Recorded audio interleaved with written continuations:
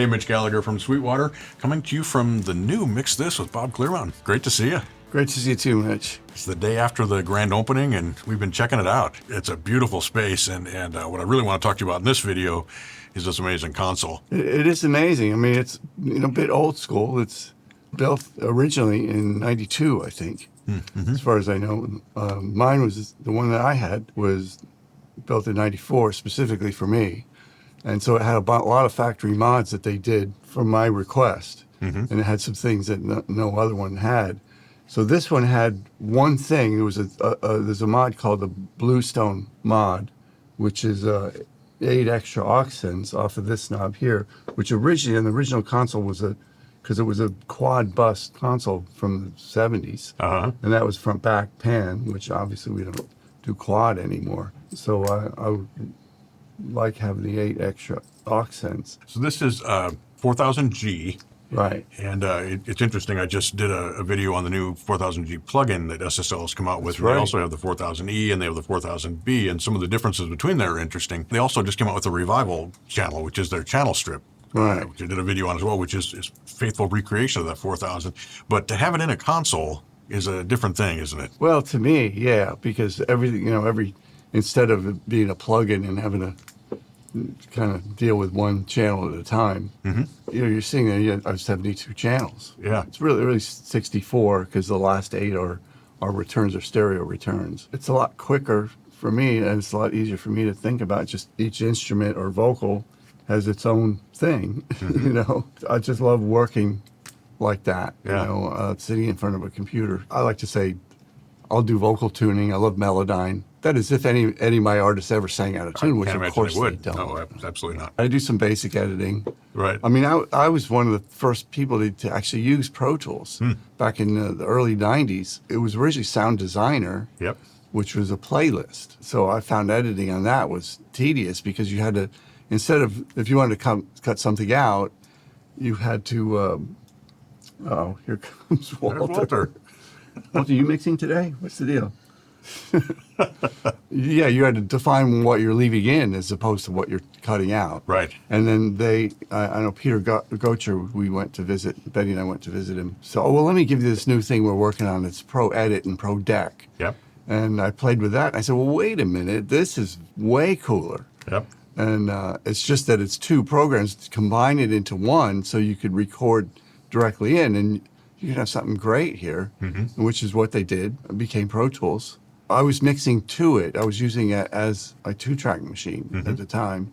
And because then I could mix with timecode. I set it up so it's all in sync, so I could have all the different versions, the vocal up, vocal down, the instrumental. They were all locked automatically with timecode, and if I had to do an edit, like a single edit, I could just do one edit. Across all of them, yeah, sure. Across all of them.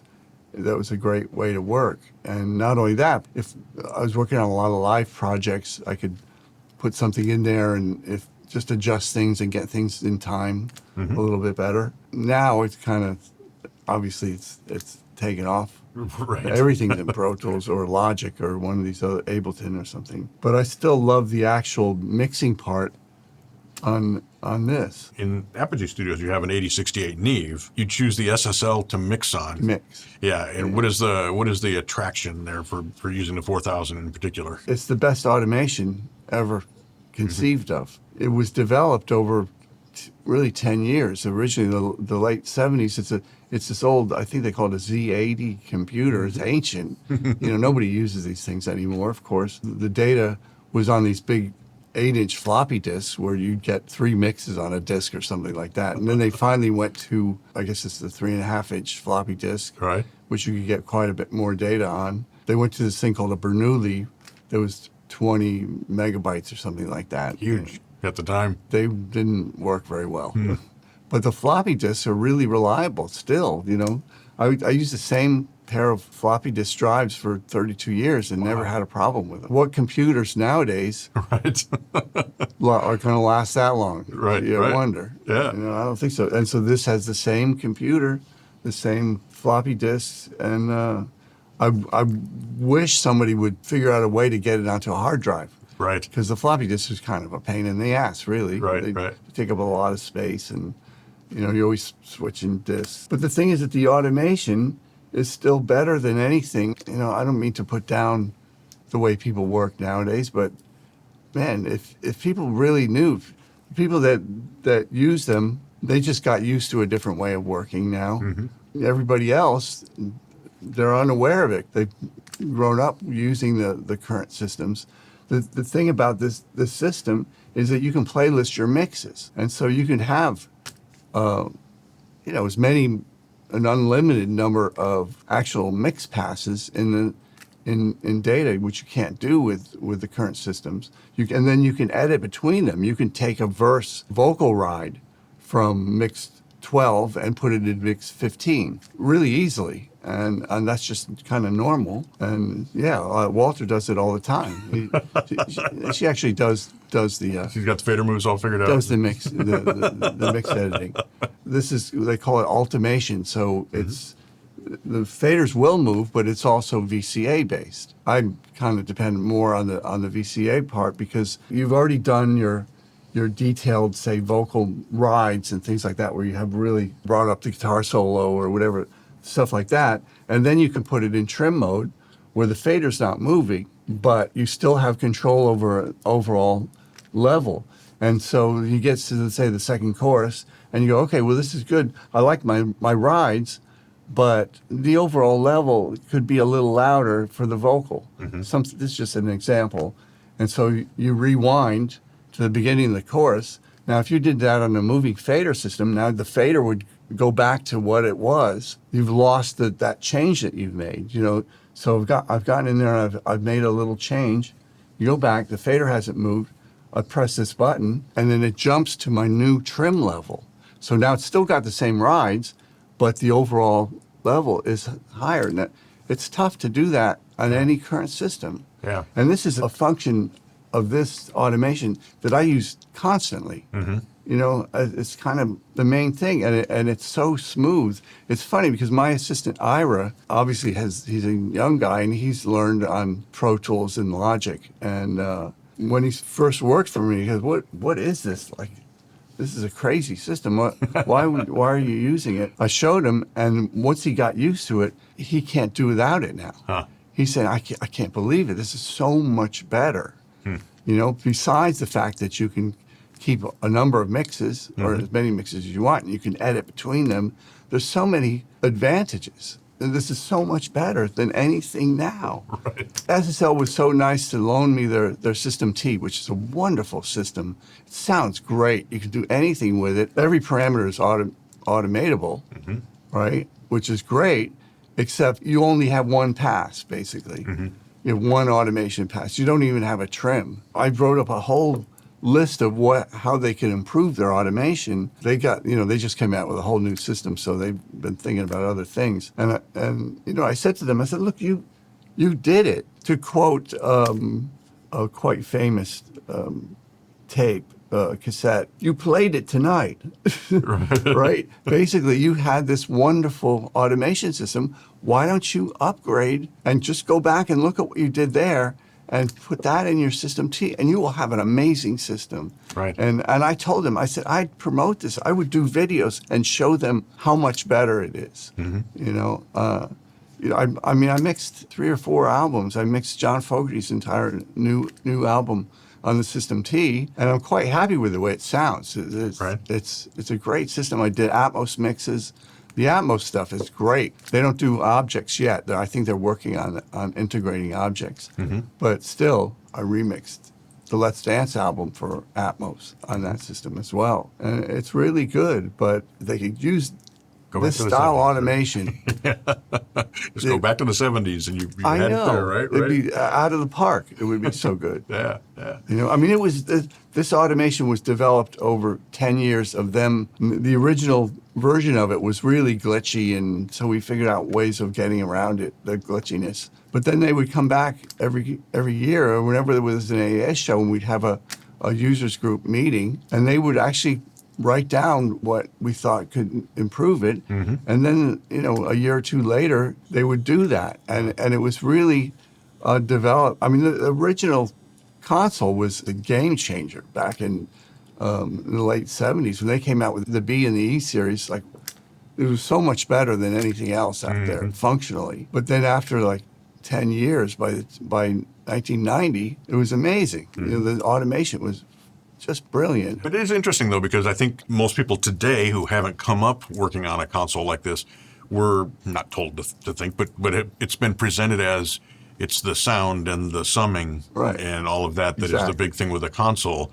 Which But- is also which is incredible. certainly very true. Yeah. But that whole, we'll just say the ergonomics and the way that the workflow Yeah. that you get with a console like this is just so different. Oh, so different. There's so many things you can do. I know this thing so well now, and of course, there's a lot of sort of mods that are just custom made for me. But Well, let's talk a little bit about that, though, because the most obvious one from the front panel, of course, is the built-in symphony control that you Yeah. got there. There's more going on under the hood than that. years ago, I started mixing 5.1, and my wife Betty said, "Okay." When 5.1 was a thing for about a minute back then, whenever it was 25 years ago or something like that, she said, "You should be mixing in surround." Oh, geez, I thought people have trouble keeping 2 speakers in phase, much less 6. But I thought, okay, and there's a lot more powered speakers, so that problem was going away. And then I woke up in the middle of the night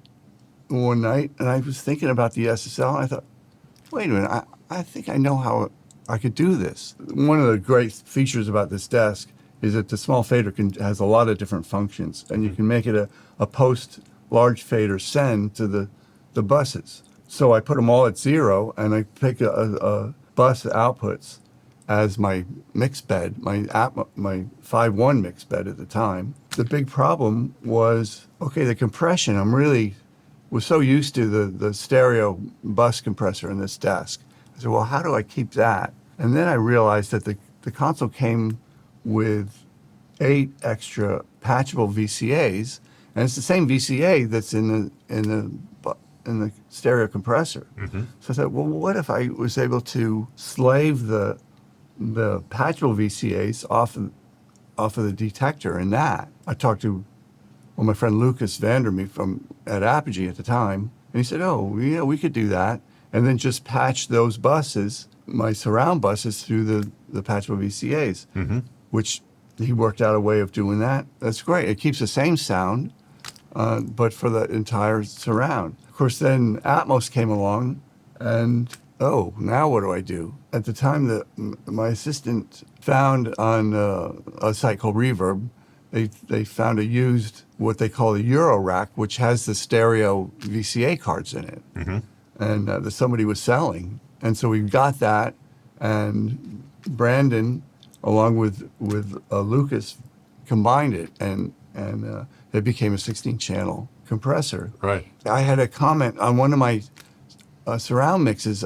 It was a live thing, and the comment from the mastering engineer was that, well, the rear channels are, and this is still 5.1, rear channels are, I hear the audience pumping, because I'm hitting the thing pretty hard. Right. And so now we can control that. We can have a little less compression on the sides, the rears, and the overheads, and the height speakers, Right. and the height channels.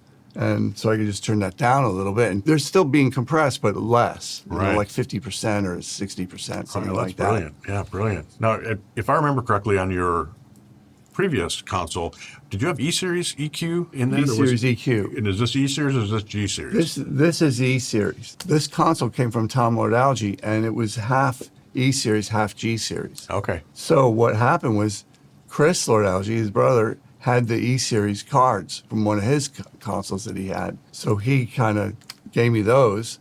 And then John Ellis, who had the console for like a month and a half. It isn't a direct replacement, unfortunately, because the G-Series uses, I don't know, it's a really complicated thing with it, the way they do the bell button becomes a multiplier for Right. the mid-range. Right. And so there was quite a bit of rewiring to do. And so he did all that. So now it's all E-Series. Okay. Because I just prefer the E-Series. I dug into a little bit looking at the plugins recently, and it's that multiplier on the high and the low band takes Right. away the ability to go from a shelf to a bell, bell. but it does give you 3 times up and three Right. times down. But the other interesting thing about it is the E series has constant Q. So as you boost and cut, the bandwidth stays the same, whereas on the G series it's proportional. Right. So it Which changes. So you I don't love prefer that. having that fixed bandwidth. Yeah, prefer it quite a bit. And I've mixed a few things on the G. The G seems to be more popular in England. And so some things that I mixed over there, yeah, it's like, well, it was a bit hard for me to deal with. And I mean, Interesting. I got it to work, but I just prefer this. Yeah. I just think it sounds better. Well, I would imagine after so many years, you just know what happens when you Well, that's turn the the thing. knobs. And if it's different, Yeah. It's funny, there's a little story. I don't want to waste too much time, but at Power Station, we had an E series that I took to. I mean, I did the original Let's Dance album, recorded and mixed it on that, and a bunch of other things. But Tony Bon Jovi, who owned the studio, he was really into the sound of Pultecs, right, of the EQP 1A3. Of course, they had 24 in each room. And so I don't know why he did this, but he had SSL try to duplicate that. And they did a pretty good job. They had a card that replaced the E series card. So one day I came in to mix something, and I'm mixing. And I'm going, what the hell's going on? Nobody told me that he replaced all the cards with this new thing that that's they'd come crazy. up with for him that's supposedly sounded like the Pultec. Which I mean, I love the Pultec, but in its place, you don't need for certain things. And I'm sitting there like, I'm just tearing my hair out. Something's wrong with this console, you know. And I go to Eddie Evans, who is the tech, and he says, something going on. And he goes, and he rolls his eyes. He goes, I knew this was going to happen, right? And he said, yeah. And he explained it. I said, whoa, man, well, what am I going to do? And he goes, okay, we'll fix it. And they spent a couple hours and replaced the, just swap the them back in. E-Series Oh, that's cards. crazy. Yeah, which is one of the nice things about the SSL. The cards, it's really easy to replace cards, you know. Okay, put it back. Okay. There. Okay, when I want the Pultec sound, we got tons of them in the room, you know. That's not a problem. That's too funny. That's awesome. Yeah. So are there any other mods that you've done to the console? As if that's not enough. Yeah, you're right. Well, there's one little thing is that where should this thing fade, right? So on the monitor pot, I did a fade, you know, something like that. And they said, yeah, just like that. Great. So then I tried to duplicate it with the fader, and I found it was really hard because all these muscles you got to tie together in your arm on a fader to get a smooth. And I spent 20 minutes trying to duplicate that, what I did with a knob. I go, well, wait a minute. What if we put the master fader on a knob? And so I think it was Power Station, the guys at Power Station, or it might have been A&M, but they both did it for me. They gave me a little box that had a rotary fader that replaced the master fader. And I said, oh, there you go. Right. And I could do it first time, every time, perfect. Right? And so this console has this knob here, which used to be on the VCA version, the non-automation version was a VCA trim. It would trim all the VCAs, but it didn't do anything on this, and so it's been replaced. And so that's one little mod, a gain mod in the stereo compressor on the main compressor that just improves it. It just puts it. It's like a gain range mod. One of the factory mods, besides the Bluestone, was I said, oh, could we take the buses? It's a 32 bus console, but obviously because of the Bluestone, it's really 24. I said, well, can we take the 24 buses and duplicate them for channel 25 through 48, and then 49 through 72. Once again, that way, if I hit subgroup on any of these, on say channel 27, it's actually bus 3, right? It comes up as a subgroup. And it's really convenient for doing effects for like these are my effect sends for vocals, so that I can automate the effect sends. Of course, on a digital console, that's all you can do that easily. But because it's an analog console, these few faders over here I use for effect sends. Then it would come in handy for a lot of other little tricks, you know. Right. And but that's a pretty major mod, it turned out. We discovered when we tried to duplicate it on this, because this didn't have it. It's really been customized for the way you work. Really customized for the way I work. You know, I have this little de-esser patch, like, for example. where it's a side chain. I mult the lead vocal is always on 24.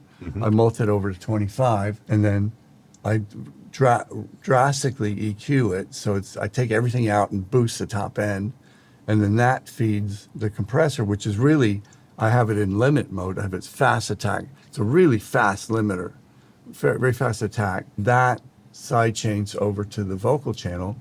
And on this console, they had eliminated that because of this distance. And so I had to run another wire back so that these two channels are linked. And so then that becomes a de-esser, and I can control the threshold I can automate the threshold. Just little things like that. There's a bunch more. Right. Oh, that's so cool. That's so cool.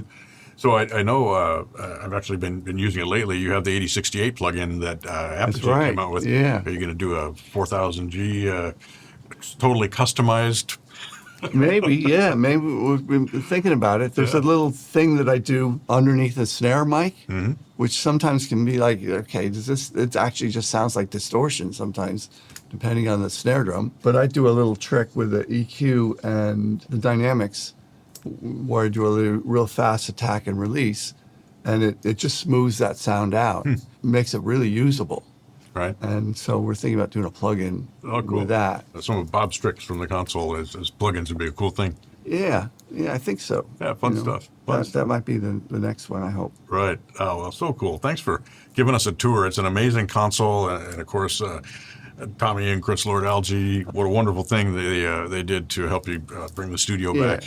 Tom paid $60,000 for the console, and so he just charged me what he paid for it, which is really nice. Yeah. Because he was originally, I think, going to flip it and make some money off of it, and he forgoed. He said, "No, let's get my friend up and running." And just between everybody, the two brothers just getting together and saying, "Look, we've got to help out Clearmountain." Yeah. Wow. Yeah, that's really a beautiful thing. Really beautiful thing. And this whole studio is kind of evidence of that from across the industry. Yeah, and I got to also throw in a guy named Phil Wagner, who's retired from SSL, that worked for SSL. He was one of the main guys to put it all together and coordinate the whole thing. Well, this has been fantastic. And if you want to check out the 4000G, SSL's plugin gives you a really good version of this, or the 4000E if you want that same EQ, the revival channel. So check out the SSL gear. And man, Bob, thanks so much. This has been a real pleasure to check this out. Well, thanks, Mitch. Thanks for letting me vent a little bit about automation. Maybe we planted a seed, right? And then we'll see the next version of some DAW with automation in it. That'd be so cool. I hope SSL can put some of their features into these old features into their new device. Fantastic. I hope so. That'd be so cool. Yeah. Great to see you. Great to see you too. And thank you for joining us at Mix This. I'm Mitch Gallagher from Sweetwater.